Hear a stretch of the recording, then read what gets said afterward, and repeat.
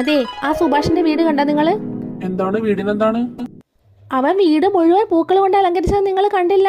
വീട് മാത്രമല്ല, അവന്റെ റൂം മുഴുവൻ അവൻ പൂക്കൾ കൊണ്ട് അലങ്കരിച്ചിട്ടുണ്ട്. അവന്റെ ഭാര്യ ഇന്നലെ പ്രസവിച്ചിട്ട് വന്നു. ഞാൻ പോയായിരുന്നു കാണാൻ. അതെ, അവൻ എങ്ങനെയാ അവളെ സ്വീകരിച്ചെന്നറിയാമോ? അവൾ കാറിൽ നിന്ന് ഇറങ്ങുന്ന നേരം അവൻ പോയിട്ട് വലിയൊരു റോസാപ്പൂ പൊക്ക അവൾക്ക് സമ്മാനിച്ചു.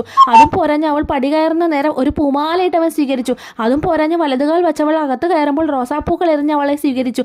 മാത്രമല്ല, കയറുന്നിടം മുതൽ ബെഡ്റൂം വരെ ചെണ്ടുമല്ലി പൂക്കൾ കൊണ്ടവൻ പരവതാനി ഒരുക്കി.